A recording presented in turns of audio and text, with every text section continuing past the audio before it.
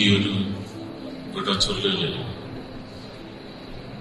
ഏറ്റവും കൂടുതൽ അങ്ങനെ അച്ഛന്മാരുണ്ടാവും,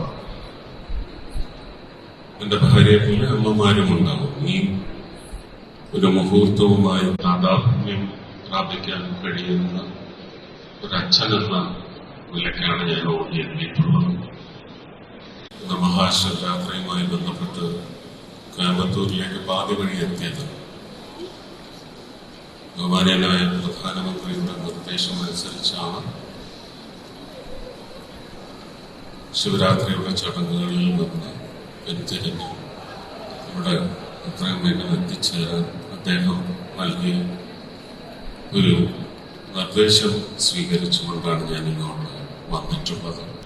അദ്ദേഹത്തിന്റെ പ്രാർത്ഥന നിങ്ങളോടൊപ്പം ചേർക്കുന്നുവെന്ന് മാത്രം അറിയിച്ചുകൊണ്ട് ഈ കുഞ്ഞുമോളും നമ്മുടെയൊക്കെ കണ്ണുകളിലും മനസ്സിലും ഹൃദയത്തിലുമൊക്കെ നിത്യം വാഴണം എന്ന് പ്രാർത്ഥിച്ചുകൊണ്ട് നിങ്ങളോടൊപ്പം നിങ്ങളുടെ ദുഃഖത്തിൽ ഞാനും പങ്കുചേരുന്നു.